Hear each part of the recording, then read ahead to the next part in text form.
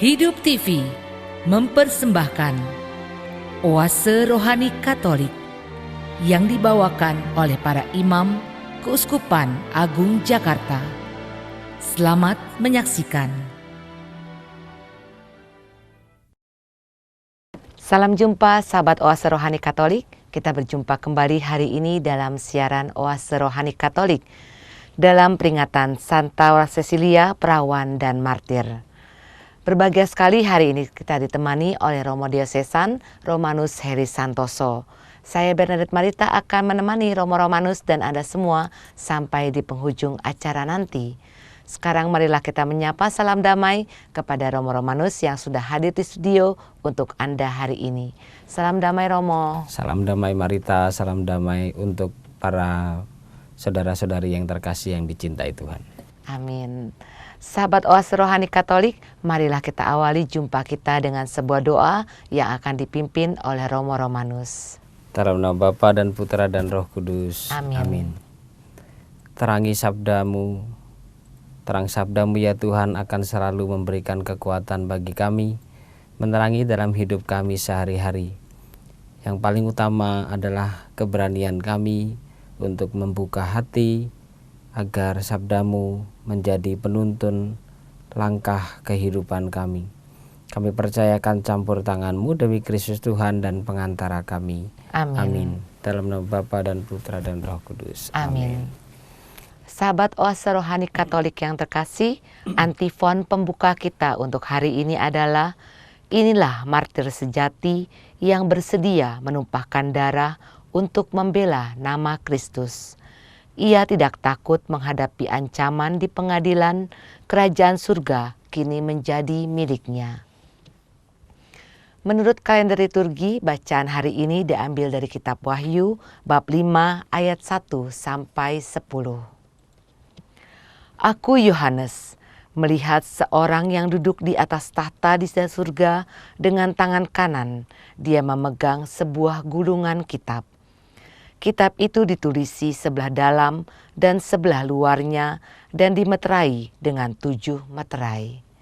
Dan aku melihat seorang malaikat yang gagah yang berseru dengan suara nyaring. Katanya, siapakah yang layak membuka gulungan kitab itu dan membuka meterai-meterainya?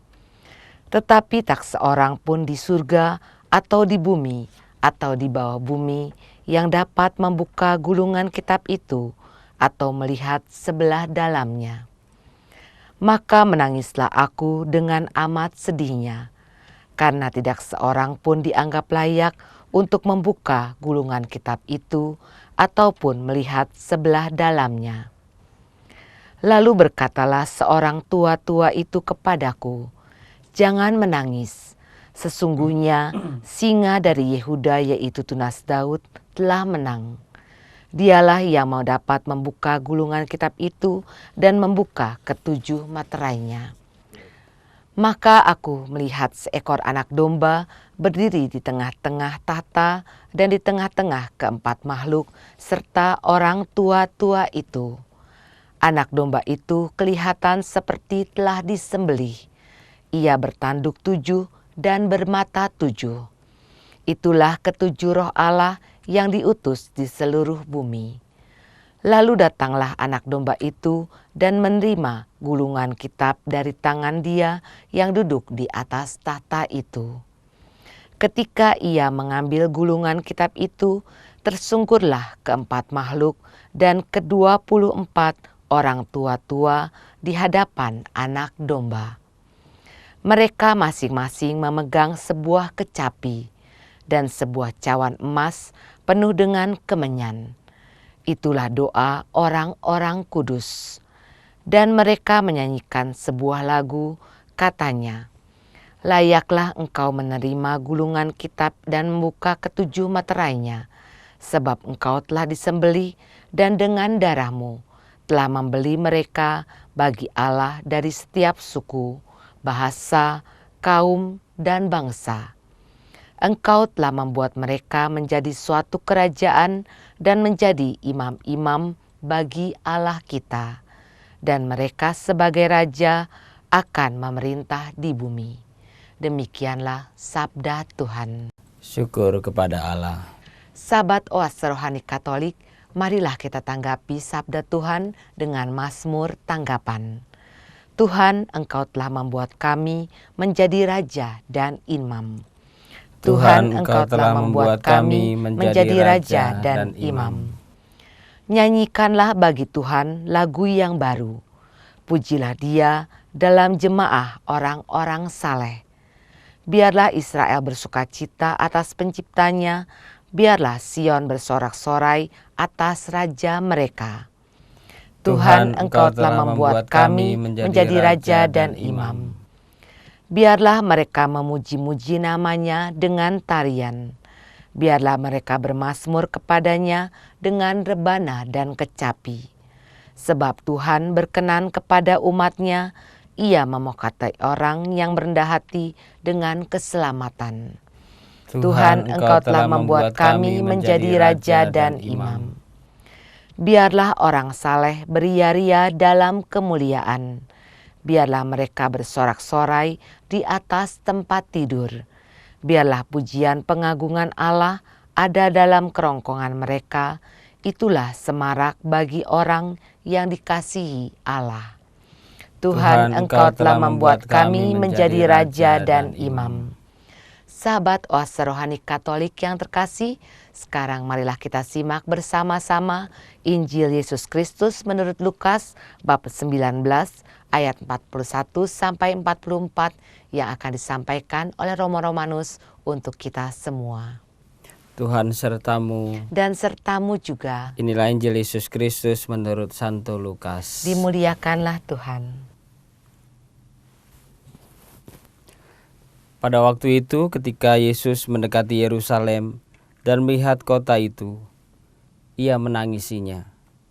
Katanya, "Wahai Yerusalem, alangkah baiknya andaikan pada hari ini juga engkau mengerti apa yang perlu untuk damai sejahteramu. Tetapi sekarang hal itu tersembunyi bagi matamu. Sebab akan datang harinya, musuhmu mengelilingi engkau dengan kubu, lalu mengepung dan menghimpit engkau dari segala jurusan. Dan mereka akan membinasakan dikau beserta semua pendudukmu. Tembokmu akan dirobohkan, dan tiada satu batu pun akan dibiarkan terletak di atas batu yang lain. Sebab engkau tidak mengetahui saat Allah melawat engkau." Demikianlah Injil Tuhan. Terpujilah Kristus. Sahabat Oase Rohani Katolik yang terkasih, setelah kita bersama-sama menyimak firman-firman Tuhan pada hari ini, marilah sekarang kita menyimak permenungan yang akan disampaikan oleh Romo Romanus untuk kita semua. Romo, dari firman-firman Tuhan hari ini, kiranya kabar sukacita apa yang ingin disampaikan kepada sahabat Oase Rohani Katolik? 777. Wah, ini ada beberapa ungkapan dalam kitab Wahyu. Karena kitab Wahyu ini kitab yang penuh dengan simbol-simbol ya. Maka saya dan Marita dan para pecinta Oase Rohani Katolik, kita mencoba untuk bermenung dengan cara menafsirkan beberapa ungkapan-ungkapan. Terutama ini pengalamannya Yohanes dalam pengalaman vision dia dan juga refleksi dia sebenarnya. Refleksi dia mencoba mengatakan dia melihat seorang duduk di atas tahta di surga dengan tangan kiri apa tangan kanan itu? Marita. Dengan tangan kanan ya. Iya. Dengan tangan kanan dia memegang sebuah gulungan kitab. Maka kalau seandainya kita pegang kitab suci itu berarti mantap. Iya. Dia melihat seseorang memegang gulungan kitab dengan tangan kanan. Tetapi refleksinya penulis kitab Wahyu, dia mengatakan ternyata gulungan kitab yang dipegang oleh seseorang sebelah kanan ini susah atau sulit dibuka, kan gak ada yang bisa membuka ini dikatakan ya. Kitab itu ditulis sebelah dalam dan sebelah luarnya dimateraikan dengan 7 materai kan. Materainya sampai 7 ya. Iya. Biasanya kalau tanda tangan dan kita materainya berapa? Satu aja cukup ya. Cukup. Ini 7, bayangkan. Nah ini kekuatan bahasa simbol adalah kita mencoba untuk belajar. Saya mengatakan belajar menangkap apa di balik itu. Gitu. Tidak bisa dipungkiri, ya pasti para pecinta oase rohani Katolik dan Marita kita beberapa kali lah, nggak sering, beberapa kali mendengar angka itu disebutlah 7.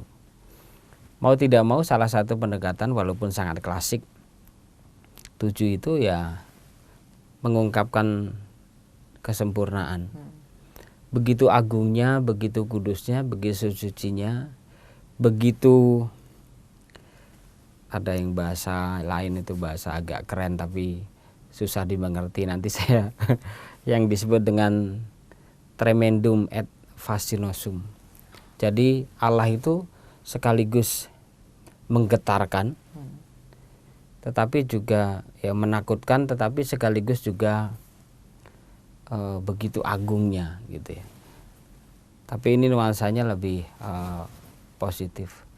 Maka dikatakan angka di situ disebut 7 materai itu begitu agungnya, begitu sucinya, dan sebenarnya laksana seperti refleksi orang-orang Yahudi pada saat itu ketika mereka membaca kitab suci mereka, Torahnya mereka, kemudian di saat membaca kemudian ada kata Allah atau Yahweh gitu bahasa Indonesianya, mereka tidak akan sebut itu, atau mereka cenderung diam atau menggunakan kata lain yaitu Adonai.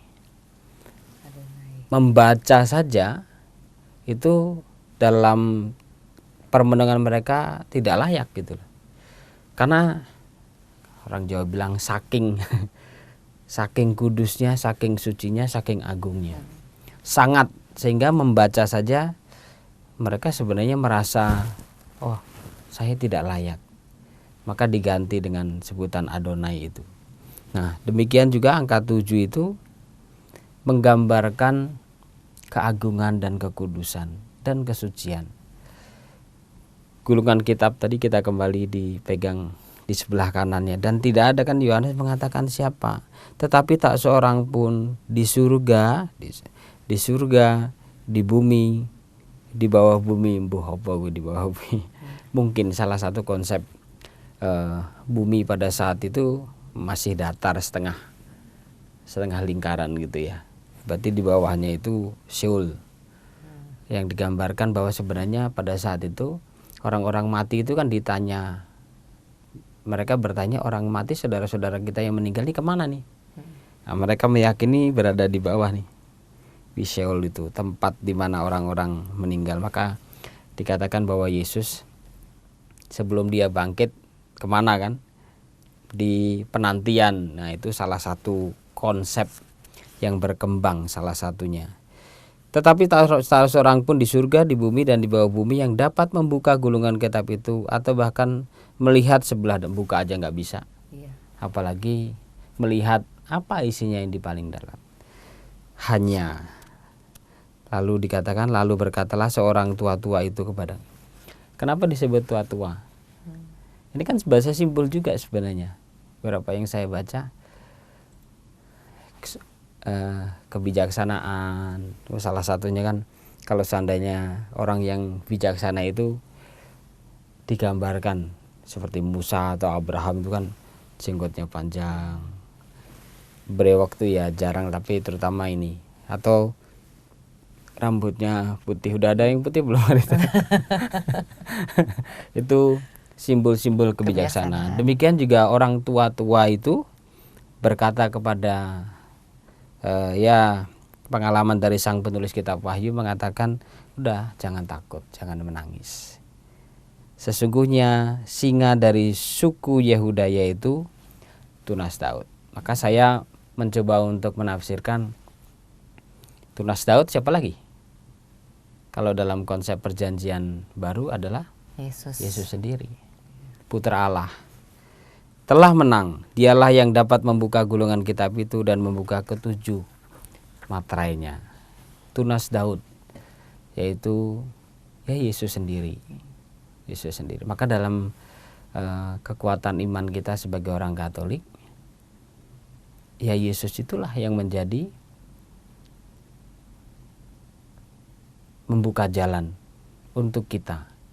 Maka setelah dikatakan seperti itu, ini kan simbol-simbol nih muncul. Maka aku melihat seekor anak domba. Kerap kali kan Yesus dalam perjanjian baru dikatakan ada satu buku yang ditulis oleh Romo Darmo Wijoyo yang sudah meninggal.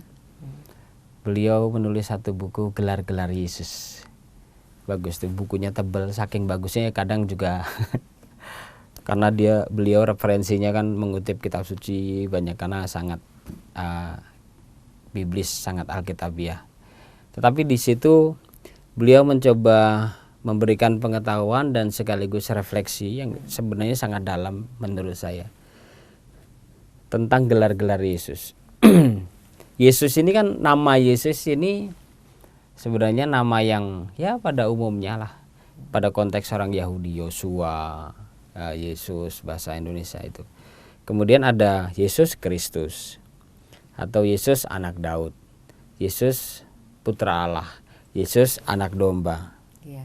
Itu gelar sebenarnya, itu gelar-gelar Yesus. Di situ dikatakan seekor anak domba berdiri di tengah-tengah tahta, dan di tengah-tengah keempat makhluk serta orang tua-tua itu. Anak domba itu kelihatan seperti telah disembelih. Nah, ya kan? Ia bertanduk 7 dan bermata 7. 7 lagi, sempurna sebenarnya. Nggak tahu ini kenapa ada tanduknya 7. Tetapi setidaknya lah untuk mencoba memahami kitab Wahyu itu dengan cara yang seperti ia bertanduk 7, bermata 7. Itulah ketujuh roh Allah yang diutus ke seluruh bumi. Wah. 7 yang diutus ke bumi. Lalu datanglah anak domba itu dan menerima gulungan kitab dari tangan dia yang duduk di atas tahta itu. Ketika ia mengambil gulungan kitab itu, wah, setelah itu coba lihat, tersungkurlah keempat makhluk dan ke-24 orang tua-tua di hadapan anak domba. Maka sekarang pertanyaannya gini. Ini kan kadang ada yang bilang, ini mau ngomong apa sih Romo? Kitab Wahyu ini. Setidaknya refleksi dari sang penulis kitab Wahyu ingin mencoba untuk bermenung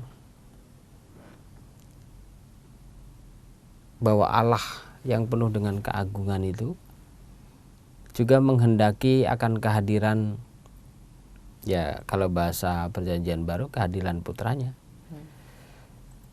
Maka saya mencoba untuk bermenung satu hal. Nanti banyak kesempatan atau banyak cara untuk bermenung, terutama teks ini. Beriman akan Yesus yang kita yakini sebagai putra Allah, itu juga di satu sisi kita sudah meyakini itu. Tetapi di saat dalam kehidupan sehari-hari, iman itu sebenarnya sebagian besar kita tidak goyah lah. Tetapi di saat kita menghadapi situasi-situasi yang tidak mudah, situasi-situasi yang sulit, sebenarnya Allah selalu hadir dan bersedia untuk menyapa kita. Laksana seperti saya menggambarkan, mungkin terlalu jauh Marita dan para pecinta oase rohani Katolik, tetapi ini sebagai permenungan saya. Sebenarnya kehadiran Allah yang begitu agung, atau orang mengatakan dia sebenarnya Allah yang berada dan tinggal begitu damai di tempatnya, itu kenapa harus pusing-pusing gitu loh. Harus pusing-pusing, harus mau ngurusin kita manusia yang hari ini janji bertobat, besok buat lagi. Janji bertobat lagi, besok buat lagi. Atau belum janji bertobat udah buat lagi. Kesalahan, kekeliruan. Sebenarnya untuk apa gitu? Apa yang bisa diharapkan dari manusia? Atau sebenarnya juga Allah menciptakan kita manusia, tujuannya apa toh? dasarnya kita tahu udah semata-mata kasih saja. Tapi tujuannya apa? Maka dalam situasi yang seperti itu, saya mencoba untuk menafsirkan anak domba ini yang memang diutus ya untuk membersihkan, memulihkan kembali. Kita mengatakan bahwa manusia atau kita diciptakan secitra. Berarti kan ada unsur Allah yang memang sudah ada dalam diri kita. Dan itu sebenarnya anak domba. Kemudian setelah itu sebenarnya muncul ada simbol-simbol lagi itu. Mereka masing-masing memegang sebuah kecapi, sebuah cawan emas nih. Cawan emas penuh dengan kemenyan tuh. Ada cawan emas yang penuh dengan kemenyan. Itulah doa orang-orang kudus. Nah, sebenarnya simbol-simbol ini sejauh saya bermenung ya, kita temukan, maka saya tadi mengatakan terlalu jauh. Tapi ya permenungan saya, kita temukan dalam kekayaan kita ketika kita hadir dalam perayaan Ekaristi. Ketika perayaan-perayaan besar gitu ya, kita pakai simbol ada apa tuh? Dupa, ya kan, kemenyan. Kemudian ada cawan untuk anggur yang kita yakini dalam perayaan Ekaristi diubah menjadi darah Kristus. Kemudian anak domba, coba anak domba Allah itu siapa? Ya kan? Sebenarnya simbol-simbol itu ada gitu loh. Dan persis Marita, minimal saya dalam permenungan saya, perayaan Ekaristi itu bagi saya kaya gitu ya. Kaya akan makna, kaya akan simbol-simbol. Bahasa misalnya di awal, coba di awal dalam perayaan Ekaristi kita sudah diajak untuk mohon ampun dulu. Setelah dalam Bapa, Putra dan Roh Kudus, amin, Tuhan sertamu. Bapak Ibu, mari kita bersyukur atas rahmat kehidupan. Tetapi sebelum merayakan peristiwa yang menyelamatkan ini gitu kan, biasa beberapa kata kan biasa muncul gitu. Mari kita mohon ampun, saya mengaku. Coba di awal sudah diajak untuk bersih-bersih. Kemudian Tuhan kasihanilah kami, itu juga ajakan untuk mohon pengampunan dulu. Setelah itu, setelah mohon pengampunan, terus kita disirami sabda. Itu sebenarnya bagi saya ya, kecuali kalau pas kita lagi capek juga sih ya. Kan tergantung kalau pas kita kadang sedang lelah itu juga pengen sih menemukan makna, tapi terkadang juga nggak mudah juga ya perayaan Ekaristi. Maka ada juga yang mengatakan, Romo, aduh saya kok nggak dapat apa-apa ya Romo, bulan-bulan ini perayaan Ekaristi. Masih bersyukur saya masih mendengar bulan-bulan ini gitu ya. Tapi kalau sudah sepanjang perayaan Ekaristi juga nggak dapat apa-apa ya, terkadang miris juga ya dengarnya. Atau juga pengalaman kita lah orang tua, beberapa saya mendengar, susah Romo, anak saya Romo diajak misa. Terutama anak-anak muda juga. Maka kalau seandainya saya diberi kesempatan untuk perayaan Ekaristi misa di beberapa paroki gitu, masih melihat anak-anak muda gitu ya, bagi saya wow, hebat juga ya, kagum. Kadang mereka juga menanti sih khotbahnya imam yang bisa mengisi hati mereka. Di samping kekayaan dari perayaan Ekaristi tak terbatas pada khotbah imam itu. Nah, simbol-simbol itu loh, Marita dan para pecinta oase rohani Katolik yang saya cintai, itu simbol-simbol itu banyak. Di sini dimunculkan, misalnya ada kok beberapa dari kita yang ketika konsekrasi tubuh Kristus diangkat, kemudian cawan yang berisi darah Kristus juga diangkat. Ini ketika memandang saja gitu. Ada pengalaman-pengalaman pribadi, pengalaman personal, pengalaman rohani. Ketika memandang itu bisa diteguhkan. Simbol-simbol itu bisa kita temukan, salah satunya saya mengatakan, salah satunya dalam perayaan Ekaristi. Maka terkadang dimaknai perayaan Ekaristi itu kan mengenang. Yesus kan menghendaki agar kenangkanlah ini Iya. akan daku toh. Yuk kita mengenangkan kembali. Kami para imam tetap juga sebagai sama sebenarnya. Sama. Dan kita diajak sama-sama, yuk Romanus, yuk Marita, yuk kalian semua mengenang peristiwa yang pernah aku lakukan bersama dengan para muridku, kan perayaan Ekaristi. Maka terkadang salah satu dimaknai perayaan Ekaristi itu semacam sebuah perjamuan surgawi toh. Itu. Ini simbol-simbol ini muncul nih ketika saya membaca beberapa kali. Iya ya, Tuhan, pengalaman dari Yohanes ini kok seperti supaya tidak terlalu mengawang-awang, saya menggambarkan laksana seperti kita dalam perayaan Ekaristi. Mengenang kembali seperti perjamuan kudus, perjamuan surgawi. Ini yang menjadi kekuatan bagi saya setidaknya dari bacaan yang pertama ini. Untuk saya, untuk Marita, dan juga untuk para pecinta oase rohani Katolik, yuk kita coba kembali memaknai, nggak usah banyak-banyak lah. Kalau seandainya sampai saat ini kita sungguh diteguhkan kesetiaan kita dalam misa, mendapatkan kekuatan, ya bersyukur. Tetapi kalau sudah mulai perayaan Ekaristi merasa kering, ya merasa nggak ada makna, merasa malas lah, lebih baik doa di rumah aja lah daripada misa. Lebih baik mendengarkan Sok Romo, lebih baik saya itu mendengarkan oase rohani deh Romo, yang ada di radio atau itu apa gitu. Kadang kan ada yang tanya gitu, boleh nggak sih Romo? Kadang ada yang jamnya dulu pada saat itu ya kan jamnya kadang bentrok tuh kalau pagi itu. Kalau sekarang kan sudah ada jam-jam tertentu yang enak, misalnya dengan streaming seperti itu. Boleh nggak ya Romo nggak ikut misa, tapi dengerin itu kadang saya dapat Romo gitu. Saya kadang ya nggak mau menjudge gitu kan, kasihan juga ya. Tapi bahwa perayaan Ekaristi tetap utama. Tapi kan terkadang kering, nggak dapat istilah ya. Ini kan bukan saya tekun saya dapat sesuatu, saya nggak tekun saya nggak dapat sesuatu, bukan itu ya. Tetapi nyatanya kan ada yang merasa kering, nggak dapat apa-apa, merasa lelah, merasa capek. Bagaimana? Nah ini mari sederhana saya mengatakan untuk diri saya juga, temukan dan maknai beberapa simbol-simbol dalam perayaan Ekaristi.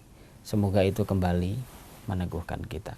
Laksana seperti gambaran ini, perayaan Ekaristi juga dimaknai sebagai sebuah perjamuan, ngicip-ngicip, bagus nih, ngicip-ngicip perjamuan surgawi.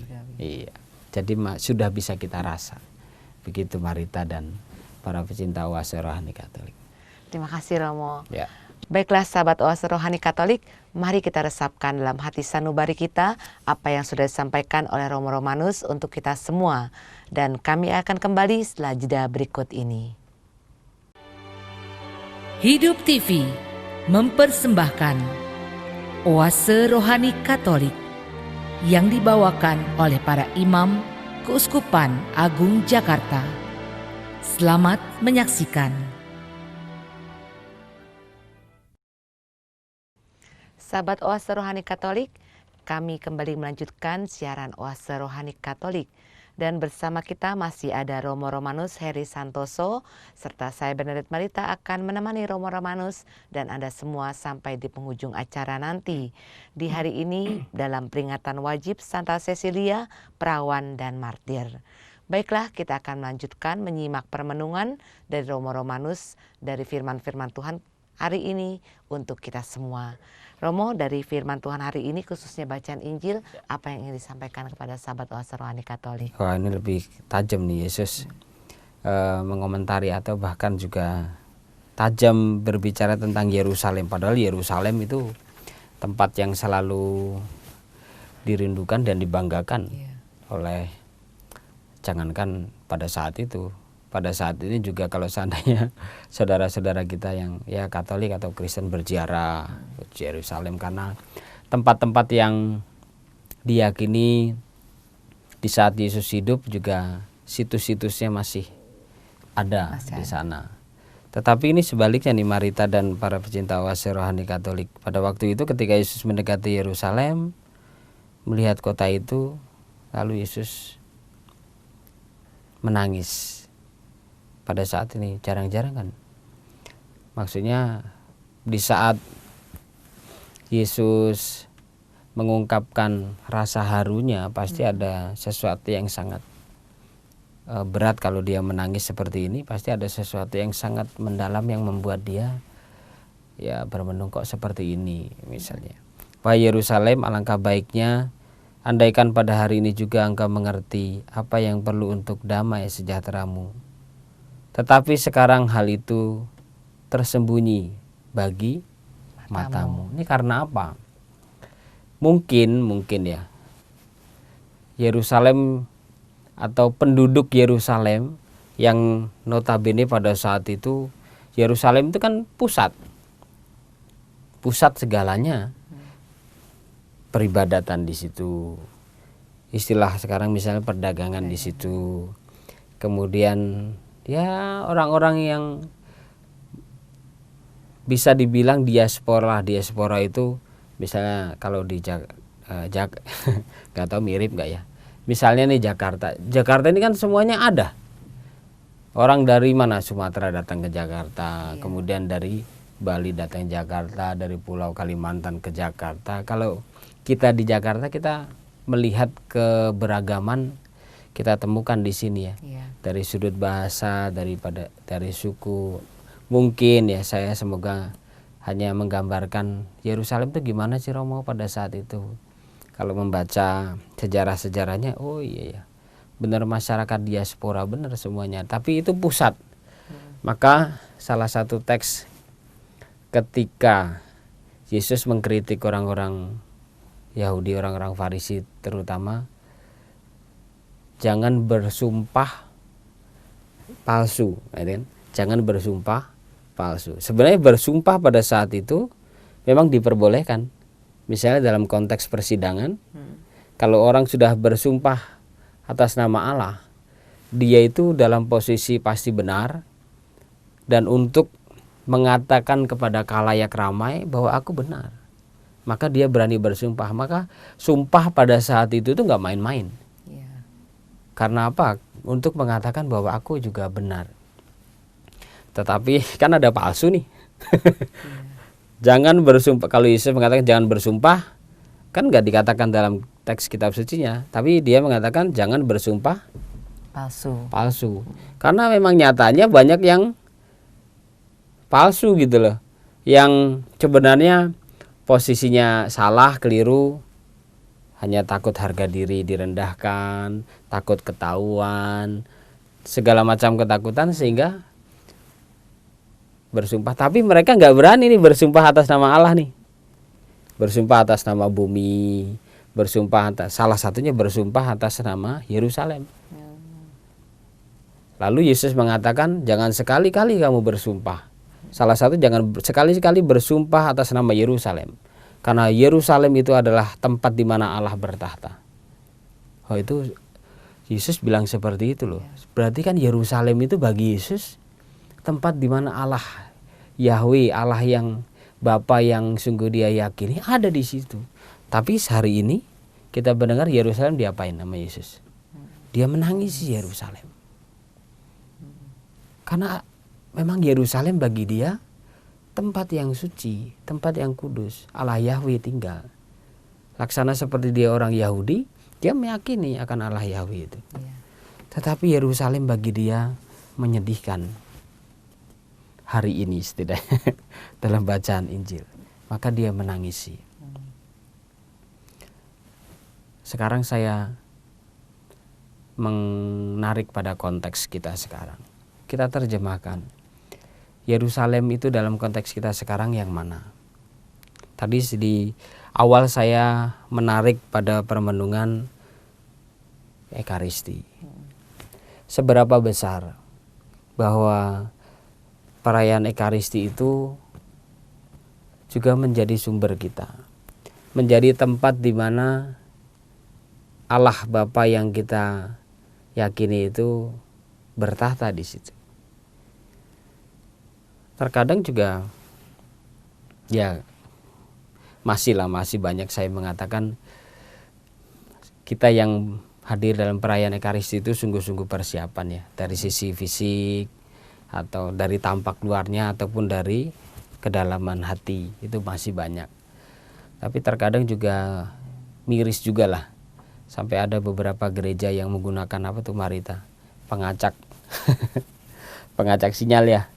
Itu apa namanya itu ya, supaya apa, supaya kadang bukan hanya anak muda loh, terkadang juga ini tanpa menuduh siapapun, tetapi menjadi bahan perenungan kita lah.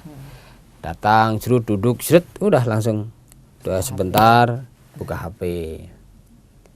Kadang ada yang seperti itu. Atau ada juga yang dengan, masih banyak sih saya menemukan dengan tampilan fisik yang pakaiannya layak. Tapi ada juga yang kurang layak karena misalnya ya enaknya misalnya tengah siang lah Romo, setelah itu kan bisa jalan-jalan ya gitu. It's okay, bagi saya itu nggak ada masalah, karena saya malah bersyukur karena itu mempertimbangkan apa ya, keluarga. Karena setelah perayaan Ekaristi misa bersama, kemudian pergi makan siang bersama keluarga atau berjumpa dengan temannya, silakan. Bukan itu problemnya, bagi saya itu sekunder. Tetapi yang paling utama, yang primer adalah jangan sampai perayaan Ekaristi itu menjadi nomor sekian gitu loh. Itu bukan semata-mata ya Romo harus bersyukur, Romo masih bersyukur gereja penuh banyak umat yang mau hadir, oh ya bersyukur, tetapi juga harus kita mempersiapkan sungguh tuh, dari cara kita juga hadir di situ, bahwa di sana ada sakramen Maha Kudus, kemudian juga ada kekuatan atau bahkan orang di sekitar kita juga harus menghargai semuanya itulah. Maka saya mengatakan pertama misalnya Yerusalem nih mana nih dalam konteks kita sekarang? Ya salah satunya ketika kita hadir dalam perayaan Ekaristi di gereja. Itu kan tempat di mana kita yakin sungguh bahwa Allah hadir. Seberapa besar? Gereja, gedung tetap penting, tetapi bagi saya yang paling utama ya, yang paling saya syukuri itu beberapa tempat di gereja itu kalau seandainya pas kita jangankan masuk ke dalamnya, tapi di luar gitu ada beberapa gereja yang apa ya, sudah nuansa rohaninya, spiritualnya itu sudah dapat ke kita ya. Sudah terasa. Sudah terasa, mau di luar aja, oh pas kita masuk ke dalam gitu. Ada beberapa gereja sebelum saya mengajar gitu, saya masuk gitu, sejuk gitu ya. Iya, suasananya sudah terasa gitu gitu kan. ya, Setidaknya kita merasa feeling kita lah ya gitu. Tanpa akhirnya kita nggak benjat sama sekali, tapi memang benar tempat-tempat di mana yang sering dipakai untuk berdoa itu auranya itu dapat. Jangankan tempat, orang itu juga kata kita bisa ketemu dengan orang yang ini, ya ampun kok apa ya, seger gitu ya. Ada juga yang dari jauh aja udah sepet gitu. Itu antara dua hal, antara dia atau kita juga nih. Nah sekarang pertanyaan gini, Yerusalem yang dalam konteks sekarang tuh mana? Gereja misalnya. Sungguhkah sekarang Yesus tersenyum? Sekarang kan kita bandingkan nih antara paradoks antara senyum Yesus dengan tangisan Yesus nih. Apakah ketika Yesus datang atau Yesus melihat kehidupan kita, pelayanan kita di gereja, apakah dia tersenyum atau jangan-jangan menangis. Ya, bukan hiperbolis, tetapi ini mencoba kita bermenung lah, seberapa besar, apakah dia sungguh tersenyum atau dia menangis. Atau sekarang yang sangat dekat, tidak usah terkait dengan bangunan fisik, sekarang Yesus mengatakan bait Allah yang sesungguhnya adalah ada dalam dirimu, ada dalam diriku, ada dalam diri hati Marita, dan juga dalam diri kita semua. Coba sekarang kita lihat, going to deep, lihat diri kita. Apakah, pertanyaan sederhana, seberapa sering atau seringkah Yesus tersenyum melihat hidup kita? Atau jangan-jangan banyak menangis dia? Iya. Tidak perlu dijawab sekarang, karena para pecinta oase rohani Katolik juga nggak bisa jawab nih, saya kan nggak tahu nih. Jawablah. Saya menjawab dengan hati saya, Marita menjawab, dan juga kita semua menjawab. Lebih sering mana ketika Yesus memandang kita? Lebih dia tersenyum, syukur, senang, happy dengan hidup kita? Atau seperti dia ketika melihat Yerusalem dan dia menangisi itu? Karena apa? Karena Allah yang hadir itu ternyata bahkan tersembunyi bagi matamu, Yerusalem. Ini terutama bagi orang-orang di sana pada saat itu. Nggak tahu apakah hidupnya sudah seberapa kacau balaunya kehidupan ini, padahal itu pusat. Jangan-jangan memang iya. Konteks kecil lah, bait Allah. Bait Allah kan ada di situ tuh. Oh, ternyata sudah buat berdagang, curang, culas, kemudian juga egois, kemudian juga serakah, cari keuntungan sendiri. Atau itulah yang ditangisi oleh Yesus. Yerusalem tempat yang dulu damai, sejuk, kok seperti itu? Maka tidak usah jauh-jauh. Sekarang Yerusalem itu adalah hati kita ini. Nah, seberapa besar sudah diisi? Atau jangan-jangan semangat dagang muncul di sini, kemudian juga serakah tertambat di sini, pengen menang sendiri, gampang marah. Ini sekarang nih kayak gini nih. Beberapa saya nemukan apa ya Romo, kok sering mudah marah, jengkel,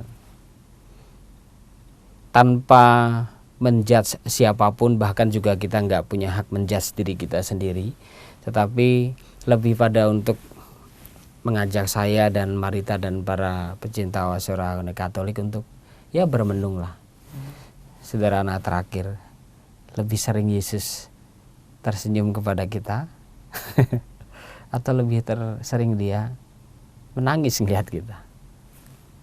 Sementara itu, Marita.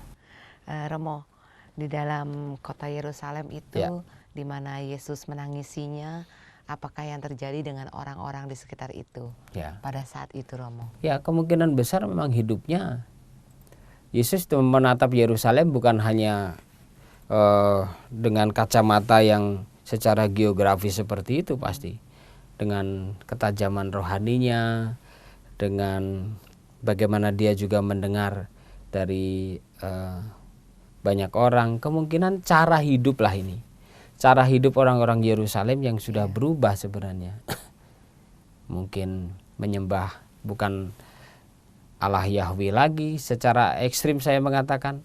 Bisa maksud saya adalah materialisme lah, hidupnya hedon lah. Mungkin kota besar ini kehidupan, misalnya perkawinan yang sudah mulai tidak mempertimbangkan kesetiaan lah, udah melampiaskan segala hawa nafsu, nafsu makan, pesta pora, atau nafsu yang lainnya.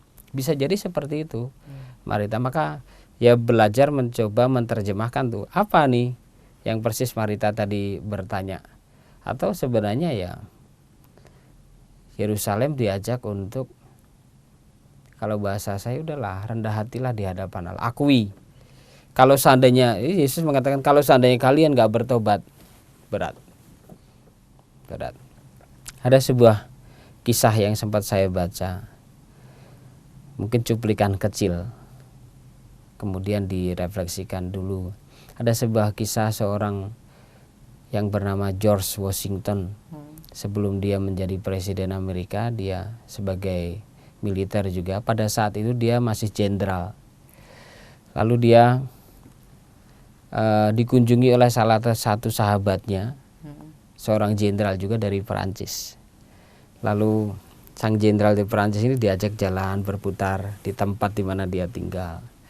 Lalu ketika dalam perjalanan, George Washington itu sempat saling tatap mata dengan salah satu pegawai di situlah, tukang kebun. Lalu tukang kebunnya sambil menunduk, sambil mengatakan selamat siang, selamat siang. Lalu si George Washington itu karena pakai baret kan, dia buka topinya, topi kebesarannya, kemudian dia sambil menunduk seperti ini, selamat siang, sambil menyapa sambil senyum. Ini sahabatnya yang jenderal dari Perancis ini kaget, sambil melanjutkan perjalanan. Lalu dia bukan hanya bertanya, sebenarnya sempat mengkritik, apa yang kamu lakukan? Kok kamu berbuat seperti itu? Layaknya seperti kamu. Dan dia bilang sebenarnya nggak perlu yang seperti itu. George Washington sambil tersenyum dia mengatakan, bagi saya penting, saya tidak ingin kalah untuk mempunyai keutamaan kerendahan hati dari pegawaiku itu. Dia sangat rendah hati dan aku pengen lebih, dia bilang. Maka itulah yang aku lakukan. Lalu sahabatnya yang dari Perancis itu terdiam. Lalu dia sempat kaget karena George mengatakan tentang kerendahan hati. Sederhana sebenarnya. Kemungkinan saya atau kita semua berangkat dari tangisan Yesus kepada Yerusalem. Maka Yerusalem yang banyak yang kita miliki ini, pintu yang harus saya pakai, pintu kerendahan hati. Melepas semuanya. Layaknya seperti George Washington ingin belajar tentang kerendahan hati. Caranya sederhana seperti itu. Karena beliau mengatakan, dia sama kok di hadapan Tuhan. Gak ada yang beda. Jangan-jangan memang salah satu pintu yang mulai harus kita pakai dan kita masukin untuk sampai pada pertobatan, pintu kerendahan hati. Itu. Iya. Romo, apakah pada saat itu Yerusalem sadar bahwa Allah atau Tuhan datang mengunjunginya, seperti juga kita sini sadar atau tidak sadar bahwa Tuhan datang mengunjungi kita, ya Romo? Maka saya mengatakan tadi Yerusalem tidak melulu secara geografis yang dipandang oleh Yesus, tetapi manusianya nih. Manusianya. Pastilah, tidak bisa dipungkiri ada juga pribadi-pribadi yang hidupnya baik pada saat itu. Tetapi sampai Yesus menangis ini kan berarti sesuatu yang sangat berat sekali dan bisa jadi fatal sekali. Maka ada juga yang mendengar, ada juga yang memang mulai berbelok Allah jalan hidupnya, tetapi disapa oleh Tuhan dengan cara apapun berbalik. Atau ada yang bebal. Bebal gimana tuh, Romo? Iya. Kalau sudah bebal itu, ya saya yakin si Tuhan gak kehabisan cara gitu ya. Tetapi terkadang kalau memang sudah bebal itu, suara Tuhan bahkan bukan hanya terdengar lirih, gak terdengar sama sekali. Bebal itu kan karena banyak tembok. Banyak tembok ini.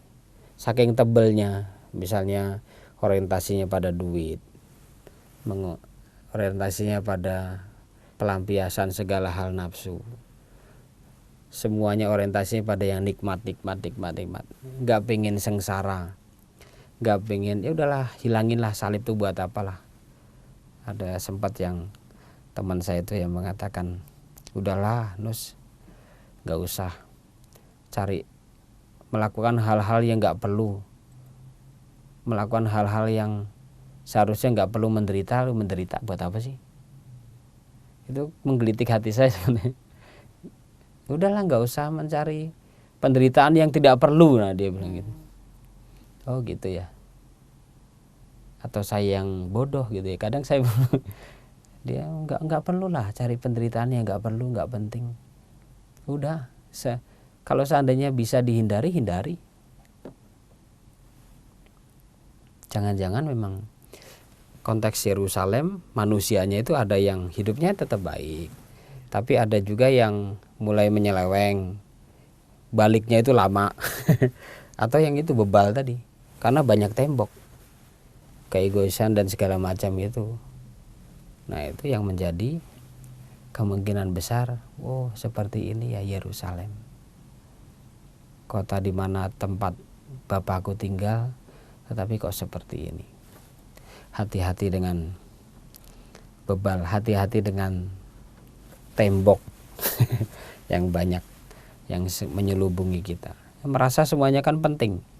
Misalnya hal sederhana, saya bukan mengatakan bahwa mentang-mentang saya imam gak mikir tentang misalnya cari uang, tetapi memang kalau nggak hati-hati, otak, pikiran, hati, waktu semuanya duit.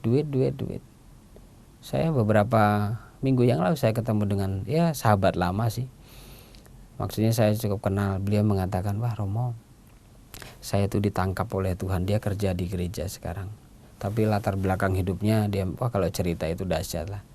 Udah, saya merasa ditangkap oleh Tuhan di sini, walaupun kalau mikir gaji Romo, ampun. Ketika anak saya mau kuliah, anak saya bareng gitu, yang satu mau kuliah, yang satu mau masuk SMU, butuh duit. Bingung kadang kalau ngelihat lihat slip gaji, berat. Akhirnya beliau sempat punya sahabat lama, dia kontak, lalu dia mengatakan, udah butuh berapa kamu?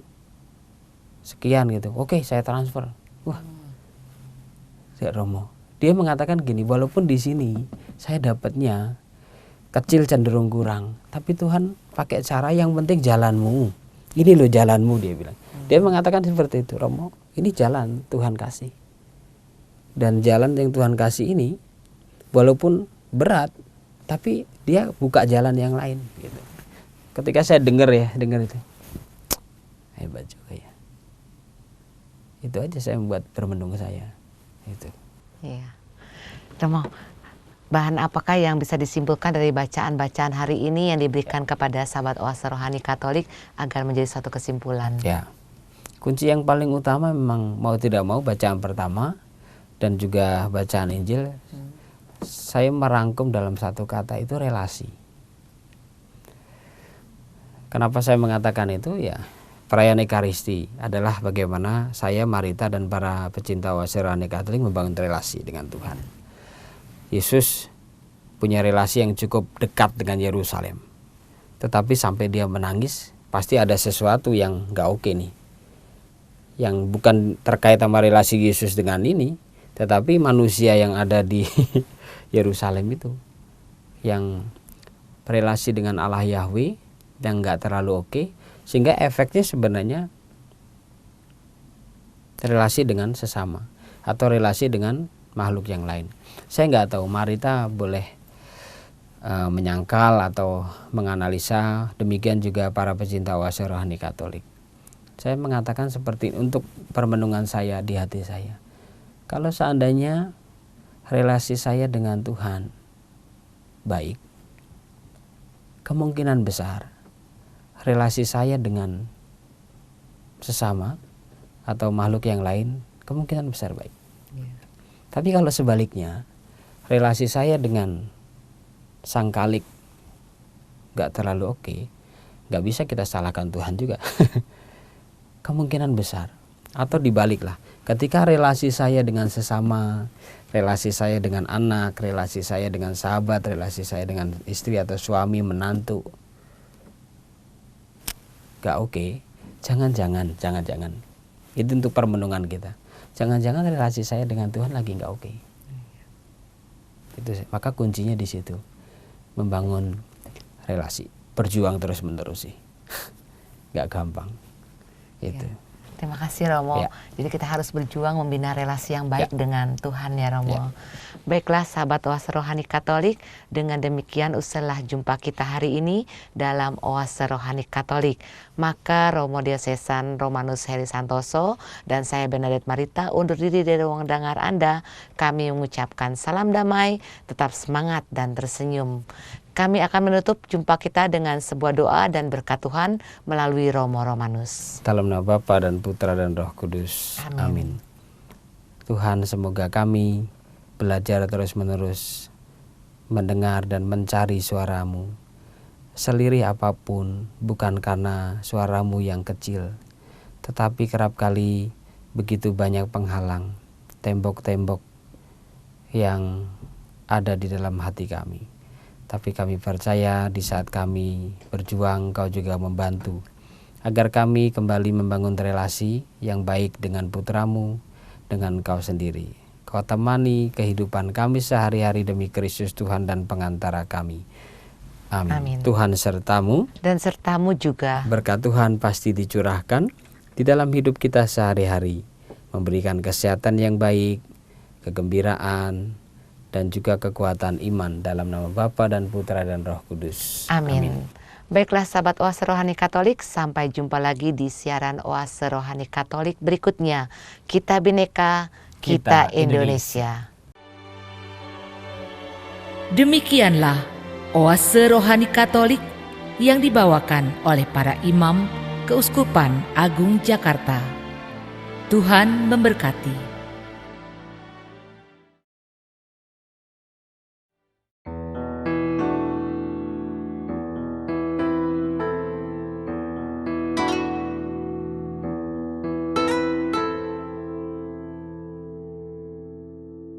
Yang selalu aku rindukan, berbagi hidup bersamamu. Takkan pernah terpikirkan berpisah dari dirimu. Hanya Kau satu selamanya, tetaplah kita terus bersama. Jalani hidup bersamamu, karena Tuhan telah satukan.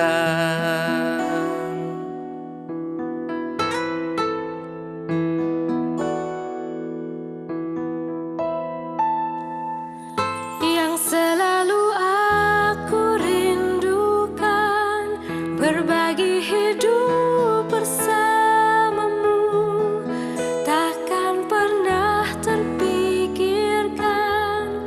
Berpisah dari dirimu, hanya Kau satu selamanya.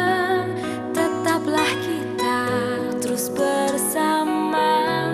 Jalani hidup bersamamu, karena Tuhan telah satukan. Bersamamu selamanya, berdua mengarungi cinta, menjaga kesucian cinta, kehendak Tuhan selamanya.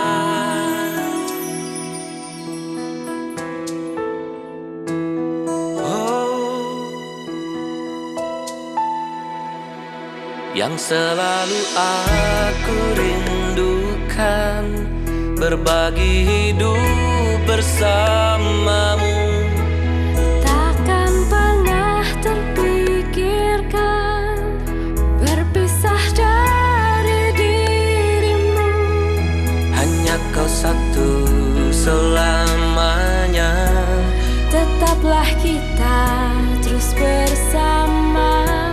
jalani hidup bersamamu, karena Tuhan telah satukan. Bersamamu selamanya, berdua mengarungi cinta, menjaga kesucian cinta, kehendak Tuhan selamanya. Tuhan yang satu adalah cinta, ada kekuatan padanya, dan kasih